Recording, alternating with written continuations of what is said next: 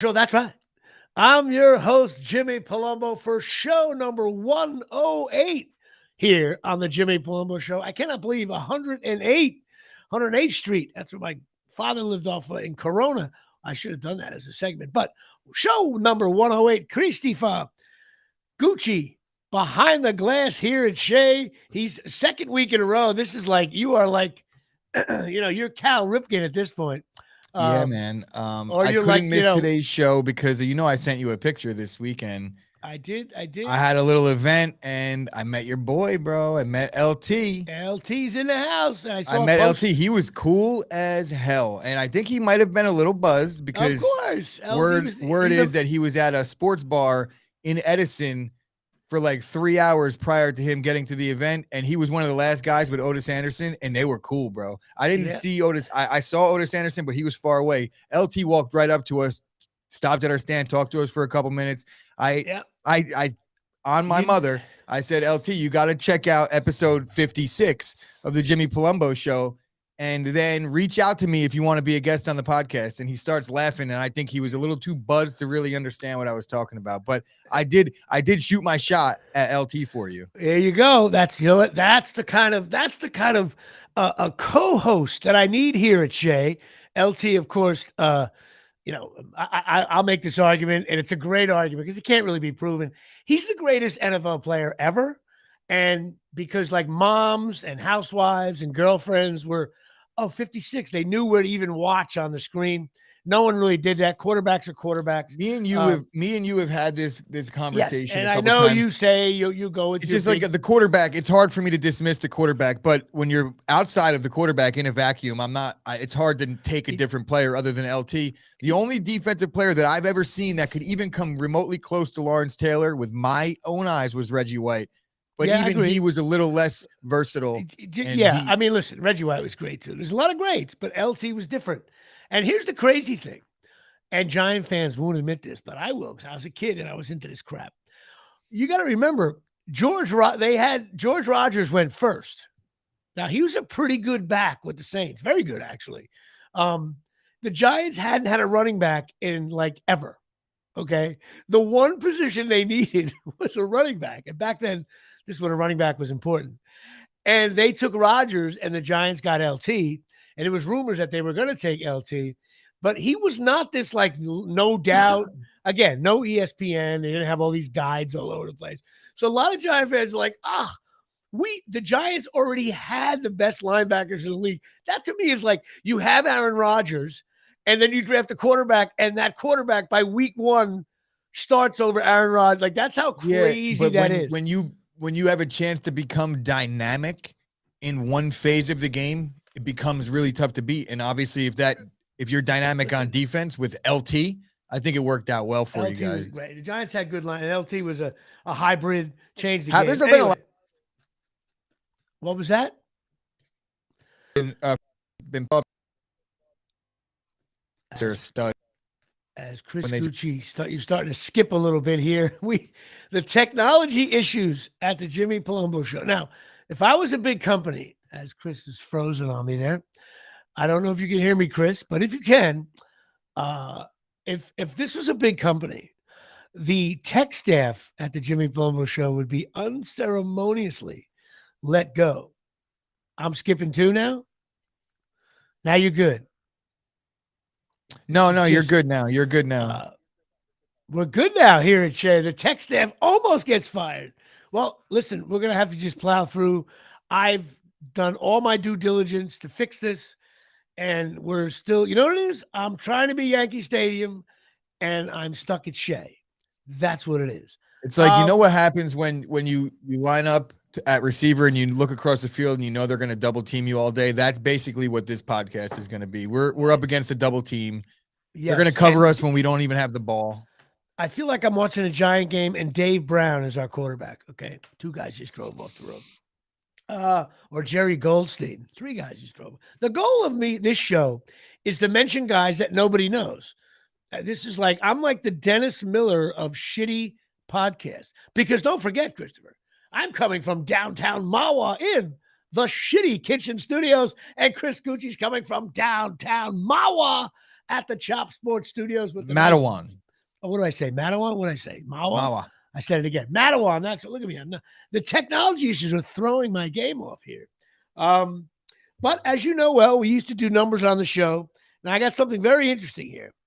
I have this stack of baseball cards that's like this thick, right? In a rubber band. And I just take the top guy off and I go. And there's a few older ones in there. And this one just happens to be an older one from 1971. So we're going way. I was only 6 years old. But, back then cards, nowadays kids have the current cards and the last year's go away. Back then you just kind of gathered more cards. So like a card from 71 to 80 would be in the same mix in your shoebox. You know what I mean? It was like, that's how it was. So my guy is a Padre.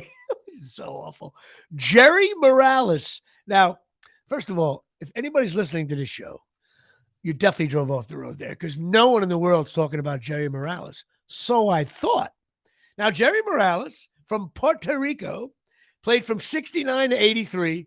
This guy was definitely a spokes guy for two reasons. Number one, he wasn't that good. Number two, he was in San Diego. And, dude, back in like 71 to 80 with no ESPN, you didn't hear about the Dodgers, the Giants, the Padres, maybe a little bit about the Dodgers, but mostly you just didn't get those games. They were on late at night.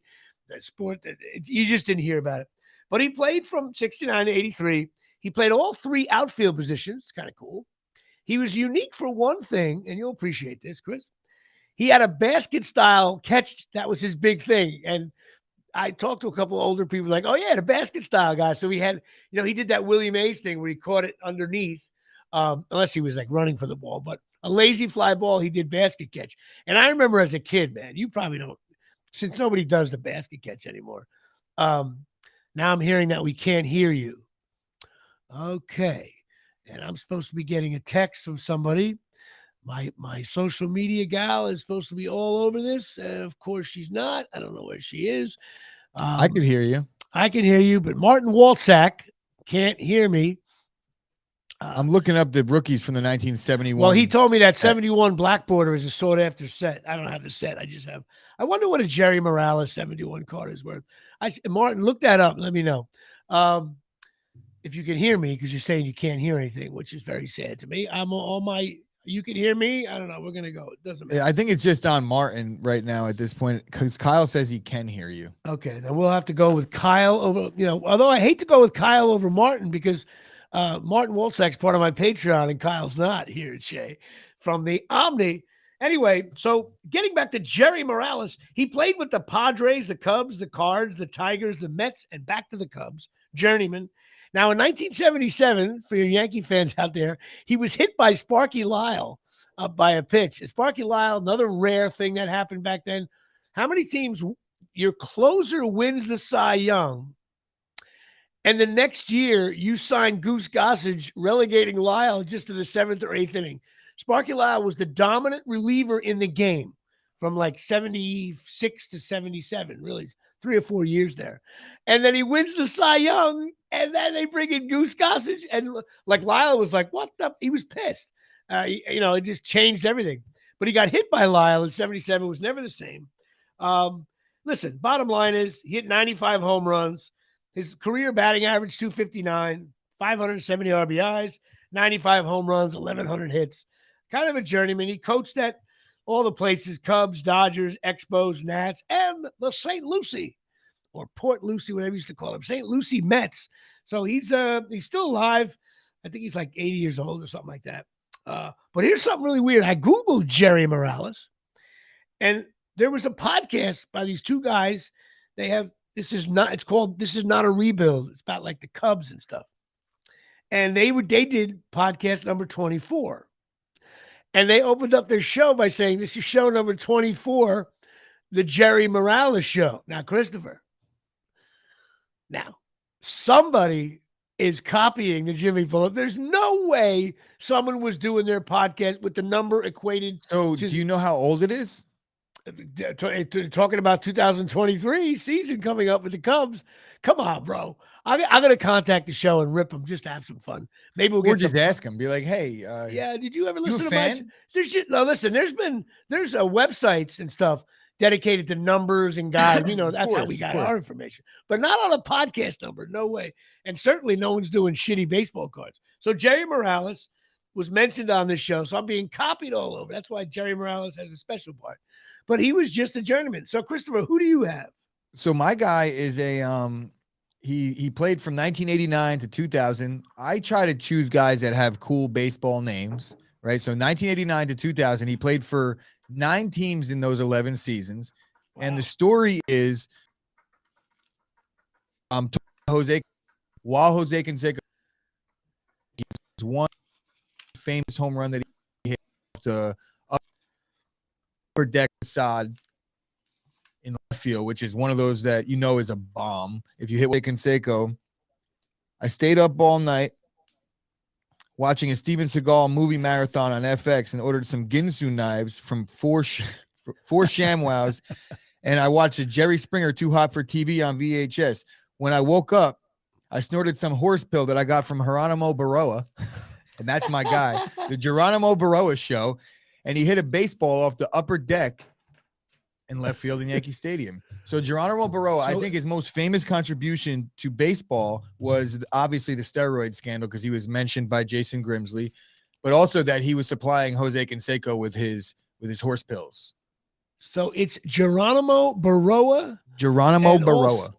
And so Jerry Morales, two name. very, very unknown, very unknown guys here. Geronimo Baroa. I'm picking him for my team. I know that. All right, Geronimo Baroa. I do like that name. All right, those are two good guys right there. Somebody's driving off the road mentioning people you don't know, which brings us, Christopher, to Patreon. Now, you could say I'm in a slump, but last week during the show, my boy Louis Viccidomini comes in and took over the Giancarlo Stanton, number 27. And I was thinking that we would get a 28 during the week. A Beasley Reese, Tyrone Wheatley, Girardi, even Al Sparky Lyle. But, listen, it didn't happen yet. Maybe it'll happen during the show. We tend to get, every now and then we get people during the show because, so many people are listening right now, probably 2. And, you get this kind of thing, or maybe more on LinkedIn. I don't know. We got to get a number 28. I mean, everybody remembers Tyrone Wheatley. He's a household name. But I will read them off. Alex Stetsena, Mary Eileen Riccardi, Mike DeMosi getting involved. My mom, my cousin Joey, Rob Pastor Capasig back in the 80s. James Kanowitz, a fine young man. Can't get in touch with him. Did my website. He did it great. And he's got a great podcast, Fletchcast. Go check it out. My nephew, Jimmy Riccardi, who was at opening day. He's young. He lives, in the city and stuff. He just goes to games all the time like I used to do. My nephew, John Henry Riccardi, who's in Italy right now. My nephew, Eric Palumbo. Michael Caprio, who is re-upping from cornholelevel.com for another 3 months here at Shea. But he's in Aruba with his family. And it's quite okay if I call him a complete jerk-off. And he's my second baseman. And he's a sponsor of the show. I tend to rip on my sponsors. I love doing that. Good friend of mine. My brother, Frank Palumbo, Darryl Clark, LSU. He's got something a little celebrate there, but it's not as big as the other stuff. Greg Castellino, Colonia boy. Mike Shecky, oh my God, the Dolphins stink. Lawler. Dave Ben, of course, 16 years. Pat Volkemer, who is always in the news at Job Sports. He consistently posts on that board, and he posts some wild, funny things, but he also comments on his own post. It's classic. He's out of his mind. He's a good friend of mine. He loves talking about all kinds of things. I wish someday you can go to a bar with him, man, and you talk sports. You'll be there for 5 hours. I mean, like for as much as he rubs people, I think it's all for the good of the group. And I guarantee you that 90% of the people that he's butting heads with, it's in jest, because I don't think anybody actually gives a shit. Yeah, he has more in common with these people than you could even imagine. Me specifically, I know that he's into cards and memorabilia, right? Yeah, he knows all about a little bit. He's one of those guys who knows a little bit. He puts good trivia questions up there too. When Pat Volkemer knows something, he gets passionate about it. In other words, if he gets new tires for his car, right, on a Monday, on Tuesday, if you meet him out at the bar, he will be like talking about rubber and the tire industry. It's like he's intense. I got to get him to look up some Packer stuff so we can have some fun with you. Pat Volkemer, Then we got Martin Wolsack, who sadly had to leave the chat room because he can't hear me, which I don't even know if anybody can hear me, but I'll just talk to you, Chris. Michael Deej, Alphonse getting involved. Janine Michaud of Absolute Eyewear fame. Robin Achani coming in at 21. John Henry Palumbo, my cousin, over there at Sikorsky. Greg Alperin helping me produce Beer League, the series. More on that later. My nephew, Bobby Palumbo. My nephew, Tommy Palumbo. A guy I don't even know. Tyson Hogan here at Shea. I got to send him something. And, of course, 27, Louis Weege Vichadomini from Colonia, New Jersey. So take away family in Colonia. I have 2 Patreon members, but that's okay. It's a rough go there. Now, I got to bring up something else. I read the list there. I'm going to be on a serious note here. And this, some of you who know me, I like to sometimes get a little serious on the show. I did a couple weeks ago. People seem to like it. But there's a GoFundMe page out there. It's called Evelyn Strong. Now, it's about this little girl. She's ill. She's struggling. But here's the backstory. Everybody knows, I spent a lot of time on the Jersey Shore. I had a shore house way too long. I mean, I was maybe 18 years, something like that on the Jersey Shore. I was an aging veteran, still batting like 270, still go the other way, but everybody got younger. I was old. I had nowhere else to go, though. I'd come home from LA. I'd summer on the Jersey Shore when people in LA thought I was crazy. This before the Dopey Show Jersey Shore came out. But, of course, one of my favorite bars, I think the best bar on the Jersey Shore, is Leggett's down in Manasquan. I've had a lot of fun in that bar. Maybe DJs would be a close second. You throw in bar A, and you got like a nice little Holy Ghost thing going on there. So there was a bartender there named Keith Miser, and we always went right to his section, usually back towards the front of the place and then the right-hand side by the cigarette machine. And we just started busting his balls. And, back in the day, I didn't have much money, but some of the guys I hung out with had cash.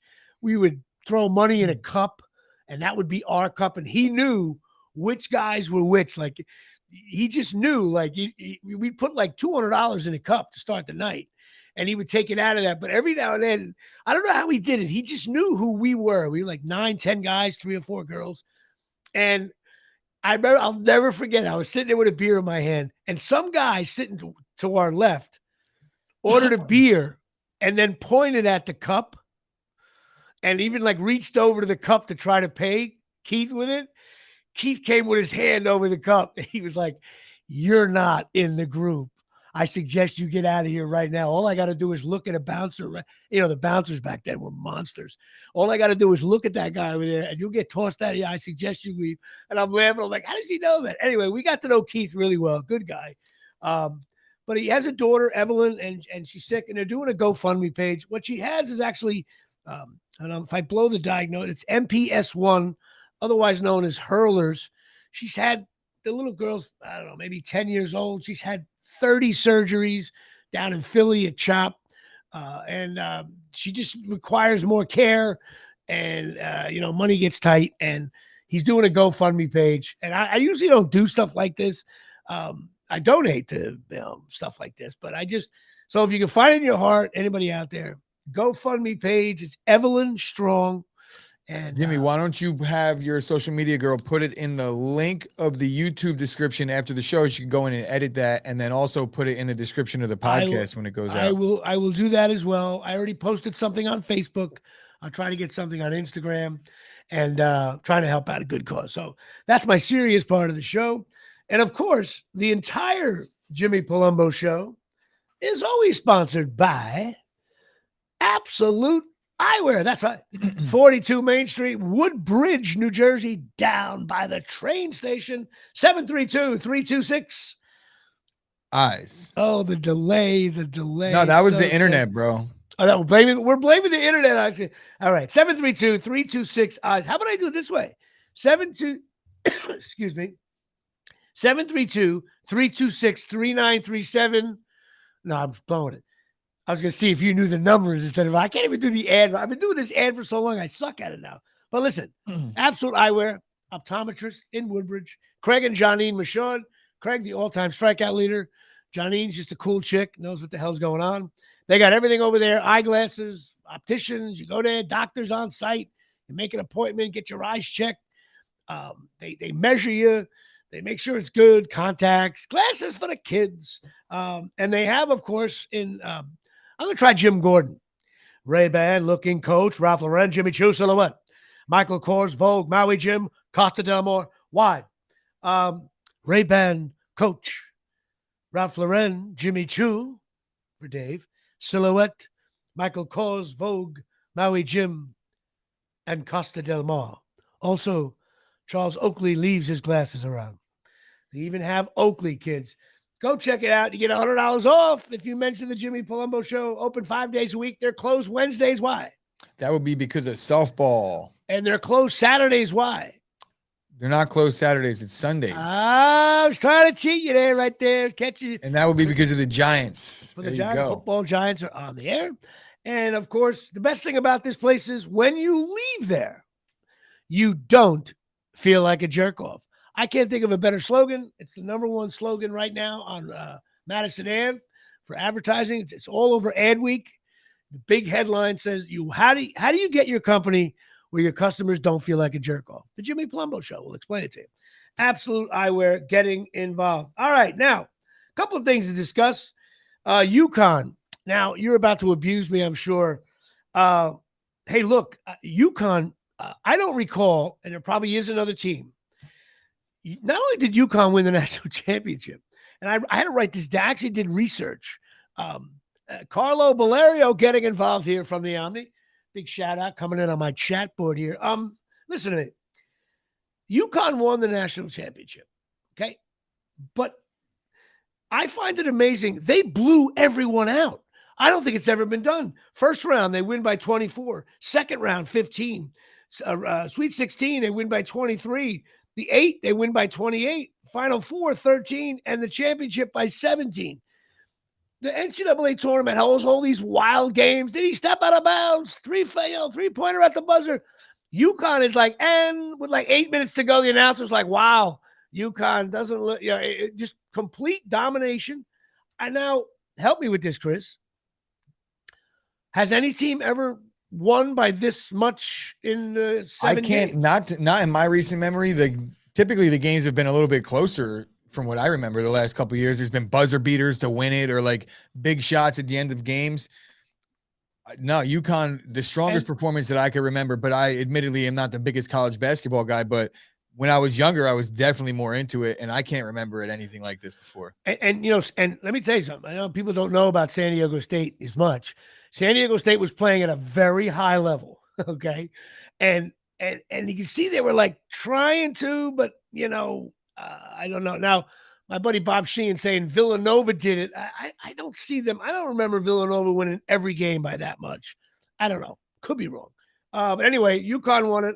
I got nieces there at UConn. I'm not really a UConn fan. They used to, they always steal recruits from Rutgers. Rutgers can't steal recruits from UConn. Let me rephrase that better. Great program. Of course, it's Hurley. I have to read about another Jersey guy having success, and Rutgers didn't make the tournament. We lost to Hofstra. But Martin Walczak picked UConn to win it. Good call there. So that's that. Another thing that annoys my soul, and this is off the topic. I don't know if you heard about this. You guys should be talking about this on your show. There's a big thing with the Paralympics. Have you heard about this? That people are cheating. In other words, they're in this to me is worse than the guy, half a girl thing, swimming. There's people that are in the Paralympics that are not really disabled as much as they say there are. Now, Chris, I can't think of going to the pearly gates of heaven if you're a disabled guy and you're 80 and God's like, hey, back in 2023, you were in the Olympics. Yeah, I was. But you know what? I'm God. I'm in charge of all disabilities. You had a bad foot. That's what you had. And you were in. I find this the most awful story. Now, I'm definitely going to read more into it this week. I'm sure it's on ESPN. Chris, can you think of well, obviously we can. Don't you think this honestly, is like a top 5 bad? But I also need to hear more about it because I don't know if it's necessarily on the person doing it? Like, what do you qualify for? Who's qualifying you? Are you faking like? Okay, the one I read. Isn't it a doctor? Okay, the one I read about is the people in the 3-wheel, like wheelchair bikes. He also rides a regular bike. To me, that is. So if I'm being honest, now, if he's competing in a wheelchair race and he's not handicapped, he's probably at a disadvantage. And supposedly there's swimmers. There's swim. Yeah, but yes and no. That means because I feel like if that's how you get around constantly, you're having an advantage there. I don't care what advantage it is. It's the Paralympics. It's still. If you're not disabled, I mean, they say there's on the swimmers scum level. It's pretty high on the scum level. I just find out. I just find that's one of the top 5. I'm coughing here. Top 5 bad news stories, and there's karma for that. And I feel bad for the people who are really disabled, and they're trying to compete at a high level. And there's somebody cheating on that. That's like awful to me. That's like worse than steroids. It's worse than Pete Rose. It's worse than everything. Are you kidding me? Anyway, I don't know why that aggravates the shit out of me, but it just does. I mean, you're faking your disability. I got nothing to say. There's a place for people like you. Yankees playing good ball. Volpe got in the starting lineup. He looks okay. Some of his bats were okay. He's not really hitting that well yet, but playing decent short. Good, feel-good news story. We'll see how that plays out.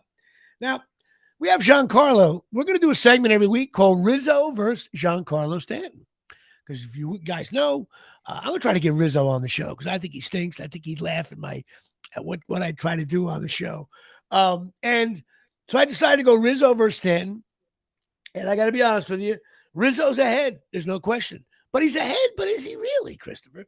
Because, all right, Giancarlo is 3 for 16 this week. And Rizzo's 4 for 12. Okay. Giancarlo has 2 home runs. Rizzo has 1. They both have 4 RBIs, but Giancarlo's batting 188 and Rizzo's batting 333. So week 1, I gotta give it to Rizzo. Gotta give it to him. He played some, although he made a terrible error at first base. Did you catch that? I've been telling you he's not that good at first either. Nobody was. Yeah, it's like not close. And also now, well, let me tell you something. Did you see the shot Giancarlo Stanton hit? Yeah, that was like a 500-foot bomb. Now, if this was a boxing match and I was the judge from Mexico City, I would easily say 117, 115 Stanton just based on that bomb. Okay, that ball. I've been in Yankee Stadium. That hit in an area no one hits. Did you hear the comments by the players were like, wow, is anybody? Turns out Judge, I think, might have hit one up there once. But yeah, Judge hit one like 491. It actually went over the left field bleachers and landed in the incredible bomb or whatever. But while we're doing the Stanton Rizzo thing, which we'll do every week, I'll do it more quickly. It's not a long segment. We got to talk about one of the best hitters in the league this year, and that's our boy Gallo in Minnesota. He is batting 308 with 3 home runs and 7 RBIs. But I will predict he started out the season 0 for 6. He got hot. He will be out of baseball by August 1st. That's my call. And you know what happens when you get cut from the Twins? Chris, what happens when you get cut from the Twins? Maybe he'll be my co-host instead of you or Dave. I'll have Gallo come on. Put it this way. I don't know what he did last year. What has he done in recent years to get him a job? I'm confused by it a little bit. But he's the worst. Hey, he's rewarding them with a good week. Yeah, I guess so. Maybe maybe that 1 week he might have won a game or 2 for him at the end of the year, making the playoffs. You could say, hey, Gallo won it for us. I think he's the worst hitter I've ever seen in recent memory. His batting average is too low, too many strikeouts, doesn't put the ball in play. And everybody says, oh, he'll do better with the shift. No, he doesn't make contact. There's no shift. It could be it could be like, what's it, Eddie Feiner and his court, king in his court. If he was playing king in his court with the softball with the 4 players in the field, Gallo would still stink.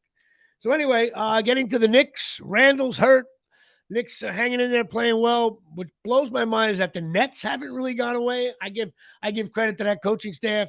They have a bunch of nobodies on there. They're playing well. The Knicks are only up by 2.5 games. They can clinch the 5th seed. Their magic number is 1. They'll play Cleveland. I don't know how well the Knicks are going to do. Right now, Brunson's carrying everything, and Toppin's playing more, and he's doing really well. So my boy Pat Volkamer says Toppin should be playing more. That's why Thibodeau's not a good coach. I think he's just garbage time and scoring some points. But maybe there is something to it. I'm not a fan of Toppin. Knicks playing well. Playoffs, I don't know. Knicks can win the first round, but they can also get swept. I don't know. And Randall's hurt. He's supposedly not playing for a while. Cleveland's good. Yeah, they're good. Knicks play them well, though. Those games are always like shitty close. You know what I mean?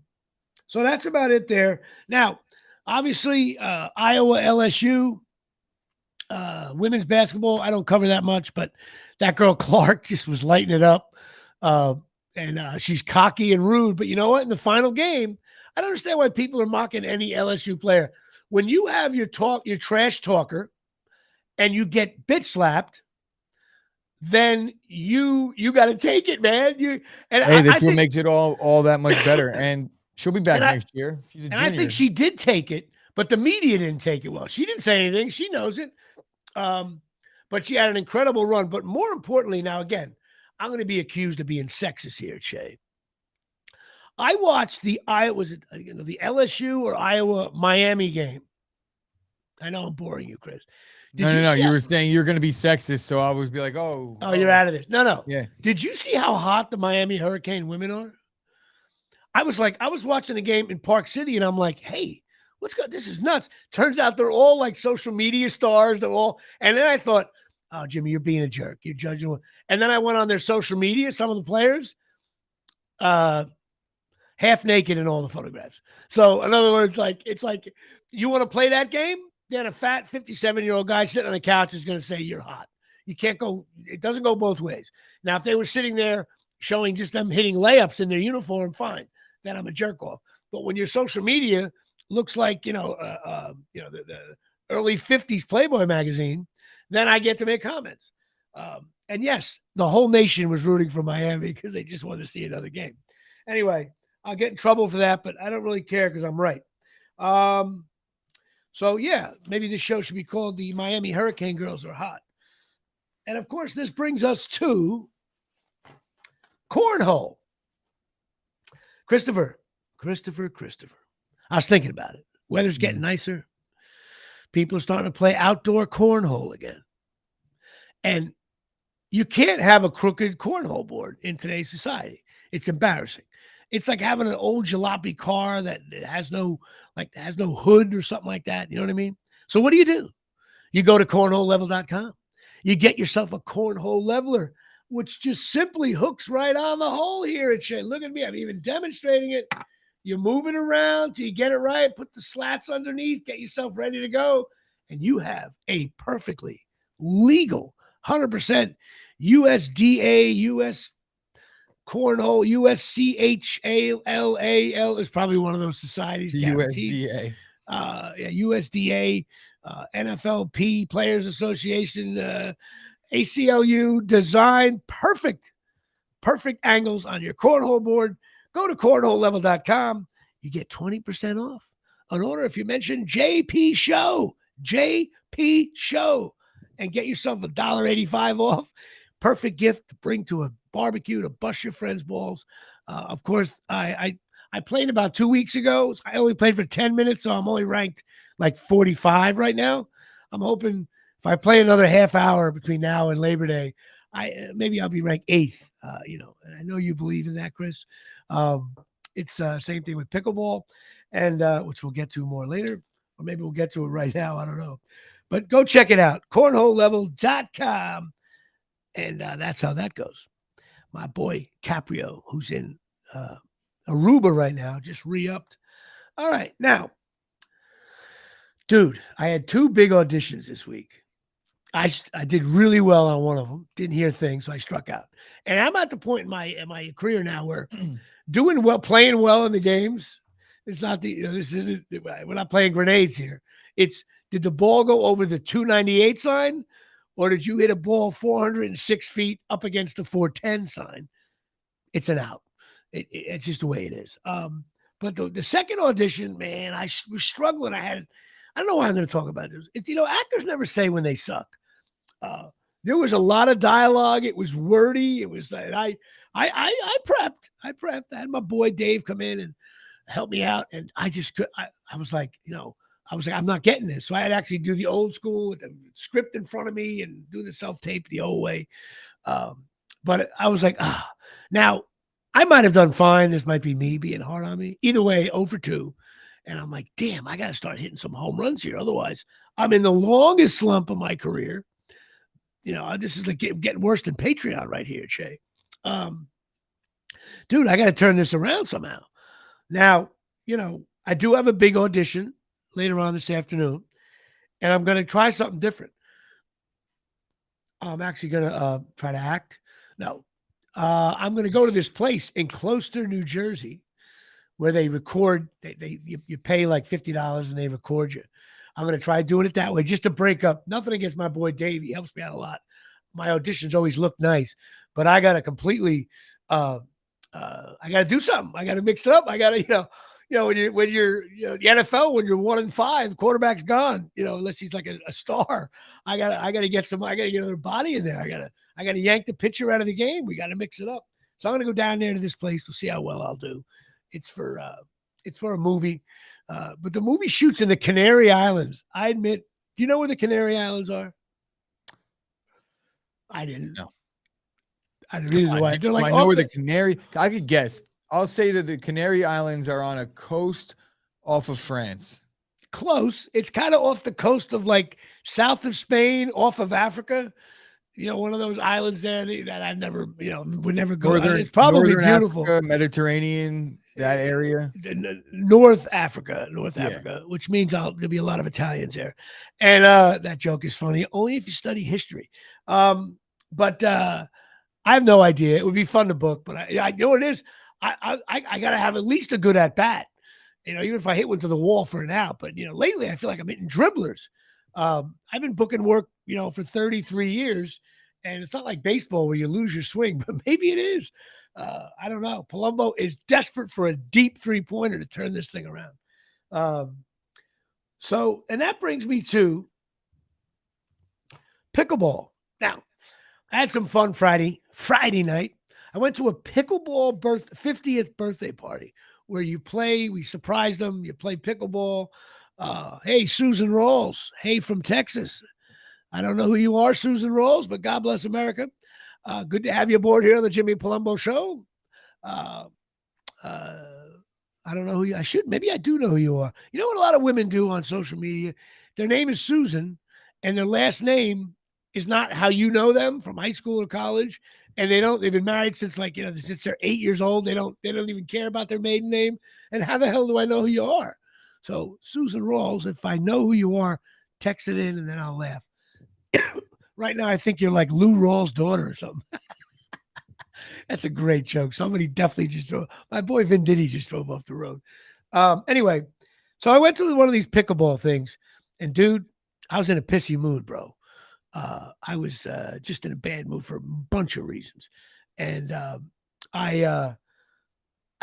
couple of guys were busting my balls, some of the better men, and I was like, you know what? I am going to seek and destroy every male opponent. I was like Jordan in the finals, man. Dude, I smoked all the good players. And I had some cool female partners. I had Cheryl and my friend Jeremy. Won't say their last names because maybe they don't want me to. They played good, very good. But, dude, I was trash talking, dropping the paddle, waving to crowds that weren't there, got in everybody's head, abused them. My fat, sweaty ass dominated all play. Then, of course, I had 4 pieces of birthday cake. I had all kinds of food and 3 beers. So fat boys, are back at But at least in this instance, you earned it. I was angry. 4 slices of cake, you fat. And I should have probably talked to you about this before the show. A couple of things happened. How can I word this without? People told me not to mention it, but I feel like I got to mention it a little bit. Maybe I'll mention it, and you can maybe shut me down. I had a business relationship kind of go sour, and I was unjustly not accused of anything, but my performance was unjust. It was an unfair performance report. And I don't usually say stuff like that. And words were exchanged. I feel, I know I'm right. People that know me, I stand by my integrity. I stand by my morals. I can bust balls with the best of them. But in other words, if someone says to you, hey, you're batting 210, but you're really batting 285, I have a problem with that. There's no other way. Now, I'm not going to mention his name or the name of the bar in Mawa, but that limits it for a few. But still, and then I'm saying to myself, I really wanted to go on the air and like this is a podcast, right? I'm thinking like in the Howard Stern world, he would have went off. But then Howard Stern always said it to Artie all the time. If the other person can't come on to say I was batting 210, then it's unfair. But I was angry over it, I have no, I lost respect for this person. He was a friend of mine. I lost a lot of respect for him. And I don't know. Do you agree with how I'm wording this? I'm wording it without mentioning So far, anything. so good. So far, so good. I feel like the people that know, and the people that don't know won't know. Won't know, right? But man, because I don't know, and I could sit here. I don't know. No, I know, and it's just something that sometimes in life you don't want. I get the whole thing. You don't want to hear the truth sometimes, but when the truth is off and you don't, and somebody backs up other people that are speaking badly about you, that is, or they're covering from their faults. Not that they spoke bad about me, but when it'd be like me catching shit for this podcast and saying, well, it's Chris' fault, that kind of thing, which a lot of times it is your fault, but still, we can always blame Dave. He's not here. But no, it's one of those things. And then I'm saying to myself, on my own podcast, I can't and people say, Jimmy, you got to always say exactly what's on your mind, say exactly what's going on in your life. That's what makes the show funny. And I'm like, you know what? I don't feel like talking about certain things in my personal life. So sometimes I do. Does this person have a platform of his own, or is this just no? Oh, so then, but he makes comments on Facebook that about his business that sometimes I don't agree with. But what am I going to do? Get into a battle online? It's not worth it. I got to move on. I have moved on, I assure you. But I really wanted to come on and be like, so I decided to talk about the subject of when you feel something unjust has happened to you, either it's more of a place of business. This is not personal. If it's something in your family, I think you got to be careful. Like if your mother or sister does something stupid and you go on the air and rip on them, that's not really fair. It's family, that's personal. But it's like when it's a business situation, that can be iffy there. So I guess I'm handling it. I'm towing the line. Had to bring it up, and I'm still pissed off. But we move on. And that's what happens. You move on from people that you just don't want in your life. That's how it works. That's what all the good therapists say anyway. So that's that on that side, which brings us to, Christopher, something you'll be interested in, chasingmiracles.com. Now, they are also re-upping. So Caprio at Cornhole and Chasing Miracles re-upping the sponsorship here at Shea. They're moving. They have two products. They have, of course, the hydration water packs, and they also have these phototherapy patches. Have you heard about this? A lot of athletes been using them. It's one of those patches thing and absorbs stuff into your system. And I've heard about those things for like hangovers. Right. People swear by these things. I'm definitely going to have her send me some samples. I'll try to get some to you as well. They're going to send me a lot more information. All I know is it boosts vitality, health, and wellness. There's more on it. They didn't get a chance to send me. Yeah, it sounds similar to this. There's something that I forget how I know the guy, but he used to, whenever he drank, I worked with him at a bar. How about that? That's where I know him. Right. And he would come in on Saturdays or Sunday mornings, and he'd always have this little patch on. I'd be like, what's that? He'd be like, oh, this is my vitamins. And I thought there was like some type of substance abuse issues, but then I actually found out that it was like a vitamin thing for his hangover. Right. Basically, like you take one before you go on a plane. It boosts your immune system. I'll learn more about it, but go to it's interesting. Chasingmiracles.com. And speaking of health, now my daughter, we started putting her on some vitamins, right? So what did I do? I actually went to the store. I can't believe I'm going to talk about this. I went to the store and I bought the regular good vitamins, like adult vitamins, which she's 14 now, you can give to her. But I bought the Flintstone chewables. And I was like, oh, my daughter's going to love these. I remember eating these things like chiclets, right? I gave one to my daughter. She was like spitting it out. These are gross. Who could ever, blah, blah, blah. So, of course, I can't wait to do my next. I probably would sneak Flintstones vitamins like more than I should have. Right. You'll like OD on them. I've been taking every day now for the last 3 weeks, Flintstone chewable vitamins. I said to myself, you know what? I'm going to do this until my next blood work, and I'll laugh my ass off. If there's any, I don't know if I can, because I don't even know if vitamins work. Most of them don't. But I'm going to laugh if somehow Jimmy Palumbo on Flintstone vitamins, blood work gets better on some kind of iron or magnesium, whatever the hell's in there. I didn't even look at the back of the bottle. It probably has nothing in those things. They're like candies. But I still remember the taste as a kid. And anybody out there was 2 tastes that if I'm on my deathbed and you give me a Flintstone vitamin, or you remember those St. Joseph's aspirins, those orange ones your mom used to give you? I'm going back. I do remember them because my grandmother was 85 when I was born. So trust me, all the old school stuff, right. I'm The taste of that, to me, it tastes like the Kohler's. I don't remember the taste of them. The taste is like, you know what it's like? The Kohler's ice cream on the Jersey Shore, the orange and the vanilla. You know what I'm talking about? That's what it tastes like. I used to sneak them. What about the pig medicine? I would chew on them all the time when I was a kid. Pig medicine, what is it? That you had to leave in the fridge. Oh, Pepto-Bismol?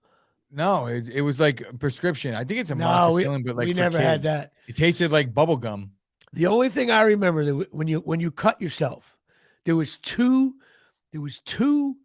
death walks. Okay, one of them was the easy one. That was the Mercure comb. And that, like, you came with this little brush. I'm talking about when I was 10 years. I'm talking about 1975 here. You kind of brush that on your cut. Didn't hurt at all. Like hydrogen peroxide, no pain. The other one, though, my dad had was the iodine bottle. It was smaller. And the minute because he used to cut himself, he's a carpenter. So when he cut himself, that's like a World War I remedy. Yes. When you put this thing on, the pain, I would scream and run away. I think, oh my God, look at Martin Walsack knows exactly the red stuff. That's right. I don't remember as a kid, the iodine was like, in my mind, my dad was cutting my arm off. That was the pain. And he would do it sometimes. They're still using that for surgery and cleaning wounds and stuff. They're still using that. I'll tell you another story about my dad. I think is hysterical. Now, obviously, he was a carpenter. He used to get splinters all the time, right? So I'd be working on a job, and he would grab a piece of wood and be like, damn it, And I look over, and I would see this splinter in his finger, okay? That if it happened to me, I'd be like, call 911. Dad, I'm going to die. It's in my esophagus now. And my dad used to pull it out and move on, blah, blah, blah. But a couple of times, my dad would actually come home from work, okay?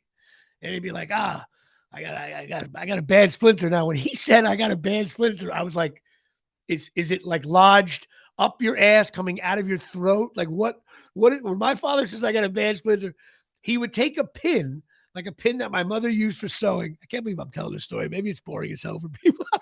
He would turn the gas on. So this was his little house on the prairie way of disinfecting the blade. This is still how, if my mother takes a splinter out, this is still how she does it. Okay. He would hold it over the blue flame, get it hot. Sterilize it, right? Well, a couple of times, my dad would start digging out this splinter. And dude, it was like an episode of the Waltons. It was bleeding. He was digging his out. Then he would pull out this 2x10 out of his finger. And he'd be like, man, that one. And he would look at me, run his hand under the water, and go, yeah, that one really got me. And I was like, Dad, I would be at Rawway Hospital dead at that point if I had something like that. I don't know if people can relate to their dads with when you know your dad was in pain. The other time I saw my dad I don't know what I'm talking about this for. It's funny to me. He pulled out chicken out of a tray and had like oil in it with peppers and sausage and chicken and all this stuff. And I guess it tilted in his hand and the hot oil ran down his hand. Okay. And I heard him scream, and I was like, all I saw was like white skin melting, and he put it under the cold water right away. And I was like, again, I was like, Dad, you're right. He's like, oh, all he did was go, and I realized my dad was not like a tough football player kind of guy. He was a tough little bastard, though, a little giddy, him and his twin brother. But I was like, oh my God, if I poured hot oil on me, like I'm in an episode of Spartacus, I would be shitting. I would have passed out, been dead. The older generation, they were built better. They're like Ford and Chevy trucks from the 50s. They're just built better, stronger. They're not. There was no what's the word? What's that word? Emancipation. The way the men are in society today, we're all a bunch of wussies compared to, emasculating. Emasculating. They were men. They made quick, wrong decisions about their family. They made the call. Every dad looked like Earl Weaver, and now we all look like Aaron Boone. That's a funny joke. But yeah, I don't know what. I just went on a tangent on this. I find it funny as hell. But while I'm on a tangent, you might as well go down to the Pine Tar Bar and Grill, 121 South Main Street, Forked River, New Jersey, the best sports bar in New Jersey. Awesome food, which counts for something. 7 billion TVs. He's got every game on that is imaginable. My buddy Tommy Plinio owns the place. Go check it out. PineTarBarGrill.com. They got everything over there. They got even cornhole outside. They got outdoor bars and girls working. Everybody's pretty in there. It's a great place. Have fun. Go check it out. Also, my friend Lisa Ruane, she's a therapist. 201-725-1251. Give her a call. She's good people. She was in my Shore House. She knows the bartender at Leggett's as well. And but I think she liked his buddy. There was another guy bartender that Lisa liked. I remember that, Lisa, if you're listening. She's a certified therapist and hypnotherapy and all that stuff. Give her a call. She's good people. She'll talk you through things. And that's what you need to do here in life at Shea. That being said, now at the end of the show, Chris, and we're going to have a shorter show here. I always talk about what shows I'm streaming. Listening, watching, binging, whatever you want to call it. Ted Lasso, fan of the show. I think this year is boring. It was so much better. Get past the first season, and I love Jason Sudeikis. I just couldn't do it, bro. Well, I love listen. I love all the seasons up to this year. The Indian guy who's now coaching the other team. It seems pathetic to me. Jason Sudeikis' character, Ted Lasso, is just like he's just a wuss this year. Maybe to me the show is very cookie cutter, and it's like I don't know. I don't know. He's still funny in it, but the soccer element that I can't get through because I just don't know anything. I'm a fan of the show, but I think this year it jumped the shark. The other show that I'm tired of watching, that I'm like, well, why am I watching this? Succession. I'm a big fan of this show, and for some reason, it seems like about a bunch season of. Are they on? 3. 2 or 3? No. Usually 3. Good shows, like they only have a good 2-3 seasons, and then that's what I say. I think that show jumped the shark. It's about a bunch of whiny rich kids that are billionaires, and their father who's a prick. But every billionaire father's a prick. We know that. I think I've seen you told me to watch this show. I started it, but just like everything else, I don't even think it was a bad show. I was actually kind of interested in it, but it just got away from me a little bit. It's going on too long. The plot points stretch out. I finally got that done. I didn't see the last 2, so don't say a thing. But what show is this? Last of Us. Oh, that one's a great one. But we'll see where it goes. I'm getting there. I like the actor. The first episode, to me, the first half hour, I was like, "What is everyone talking about?" But you have to get through the pilot, the character introduction, where it's like, that. You go now. You go now. You go. You have to develop it, right? You also have to plant seeds like, oh, what was that? A little seed there. What's going to happen with that? I agree with you on that. I'm just tired of Succession. I don't know why. I just lost a little interest. I'll still watch it because I'm a jerk. The other show that I discovered is a show. It's called Lucky Hank on AMC. Have you seen this one? With, I think, America's most interesting actor on the planet right now, Bob Odenkirk. Great in Breaking Bad. Tremendous in Better Call Saul. He's quirky on this one. The show is really, I think it's funny. I don't know where the hell it's going. I'm enjoying it very much so. and I'm glad to see he's in good health. He had a heart attack on the set. Now he's okay. There's also another show on Apple Plus, and I'm going to blow the title. It's about this. What the hell? You know what? I'm getting old. It's about this machine. You go into like a deli to get lottery tickets and food, and there's a machine. You put a quarter in, and it tells you what your potential is. And they don't know how the machine got there. The guy who owns the store is like, oh, somebody dropped it off, and I thought it'd be fun. But it like freaks the town out because, like in other words, your potential could be like for you, you might put it in, it might say podcaster, right? Or it may say media a conglomerate, which means that, Chop Sports, and you're going to become a big thing. Or it may say like bartender, which means like what you got going on, it's going to go the other way. Your potential is like homeless. Right. Exactly right. So, but it's not as I'm exaggerating the way they do it, but it really freaks the people out, except the one guy is kind of a holdout. He's against it. But I have no idea where the show's going. I think it's called not the last. I forget what I can't believe I'm blowing the name, but it's a really interesting show. So now the question is like, it's just potential. You could always exceed it, or is it like it's capped? Like, no, this is it. You know what? I'm only 3 episodes in. I'll see where it goes. I'll keep you posted on it. But it's definitely a different kind of show. And a show maybe you can watch with your girlfriend here at Shea. I know that's important. One last thing. We're going to keep this show under an hour, if you can believe that. Just want to update people on Beer League. I caught some shit online. Where's Beer League? March 30th. I just want to be clear. It's now called Beer League, the series. Okay. It's going to air on social media, which means Facebook, Instagram, TikTok, Twitter, Dinner, all that shit. And you'll know all about it when I'm ready to launch. We ran into a legal thing, and then we had a creative issue with how we were going to release it. We were going to make it maybe one pilot and this, that, and the other thing. And I decided to stick with my guns. Let's just throw some stuff out there with Beer League and see if we'd have some fun. It's called Beer League, the series now. That's a legal issue. And also we should literally, I'm hoping by next week we can kind of get the legal thing, because they don't want us to put something out. I will tell you this, and I love my legal staff that I have helping me out. Big shout out to Mitch Hollander. Really, I got a lawyer that's a great guy, pickleball player, friend of mine, and now a friend of mine. And he's a big time lawyer, and he just has a goofy interest in Beer League. I can't explain it. And he's been wonderful with me, helping us out. I mean, his guy, he's one of those, I don't know, $1,000 an hour guys, what I mean? New York City, that kind of stuff. And he's helping us out. But I'm going to go to a certain point with this, doing it the right way, making sure everybody knows and all the legal stuff. You know what, Chris? It's the internet, man. Eventually, I'm just gonna be like, you know what? I'm putting them out. Sorry. What are they gonna sue me? I'll take them down. They're gonna sue me for what? Income from Beer League. There's nothing there. They, what is it? 5 pounds of shit in a 2-pound bag. But I don't want to do it that way. I am trying not to. And Artie is not involved yet, of course, but his character is. Ralph Macchio's not involved yet, but his character is.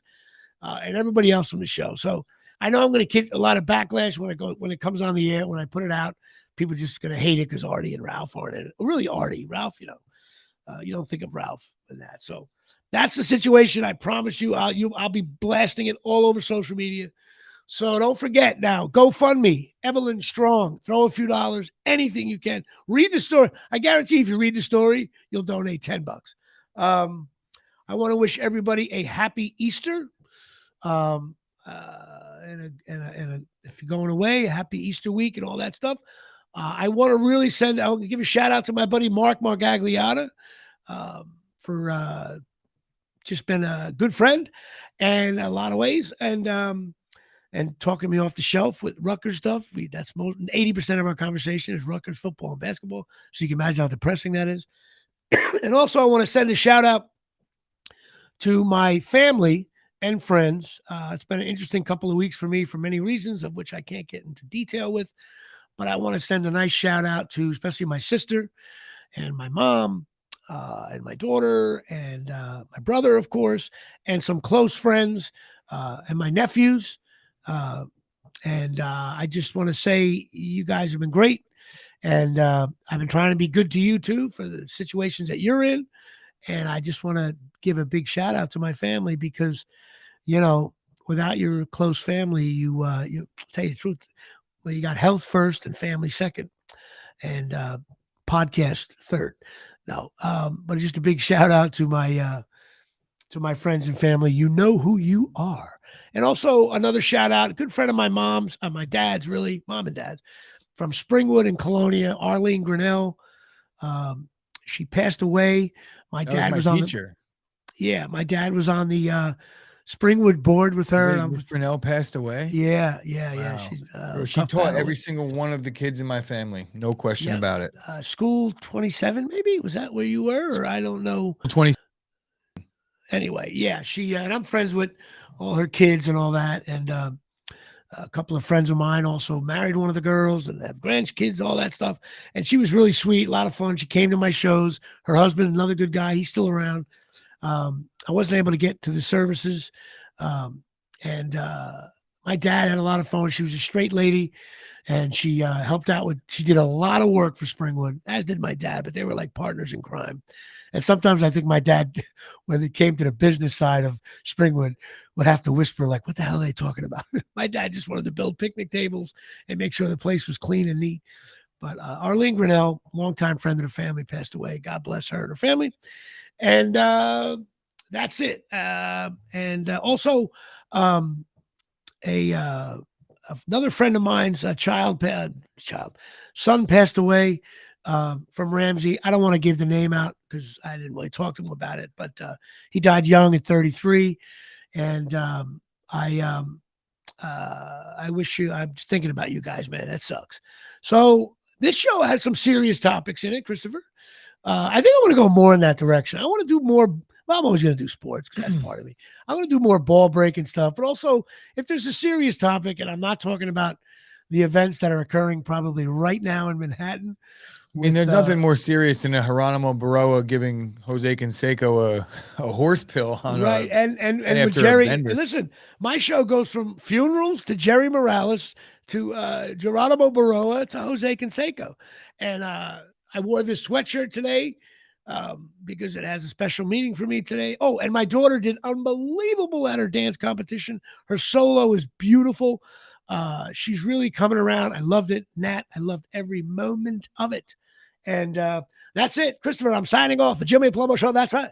With your host, Jimmy Palumbo and Chris Gucci. Peace out. Peace out. See you.